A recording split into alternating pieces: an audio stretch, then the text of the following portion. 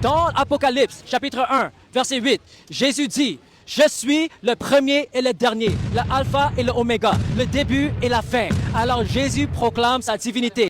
Salam alaikum wa rahmatullahi wa barakatuh. Je tiens simplement à dire que les gens qui pensent que Apocalypse 1, verset 8 fait référence à Jésus-Christ là, détrompez-vous. Oui, détrompez-vous. Parce que ça ne peut pas être Jésus. Ça ne peut pas parler de Jésus. Voilà. Parce que le verset dit que quoi? Je suis l'alpha et l'oméga. Dit le Seigneur Dieu.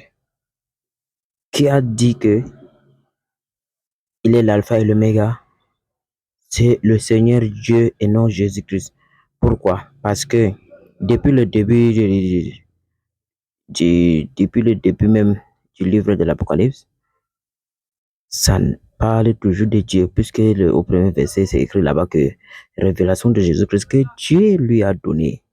Donc, si Jésus-Christ vient encore répéter les propos de Dieu au verset 8, c'est toujours normal. Hein? Parce qu'il est inadmissible que Dieu donne la révélation à Jésus-Christ. Après, Jésus-Christ lui-même vient dire que c'est le verset parle de lui. Jésus-Christ a toujours unifié Dieu. Marc 12, verset 29. Jean 17, verset 3. Rappelez-vous, dans Jean 17, verset 3, Jésus dit que pour obtenir la vie éternelle, il faut reconnaître qu'il y a une seule divinité. Et son envoyé, c'est Jésus-Christ. Il est envoyé. Il ne peut pas encore être Dieu. Voilà. C'est Jésus-Christ qu'on a vu naître dans le livre de Matthieu 2, verset 1.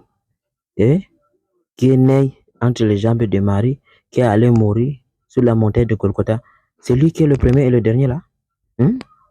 C'est-à-dire que s'il est le premier, même s'il est le premier selon vous, ça veut dire qu'il est le premier ex aequo. Parce que normalement, la personne qui devait être la première là, c'est Marie. Parce qu'il est né de Marie. Arrêtez ça, arrêtez de vous tromper. Sortez dans l'émotion, parce que la passion là, ça nuit dangereusement à la réflexion. Salam alaikum wa rahmatullahi wa barakatuh.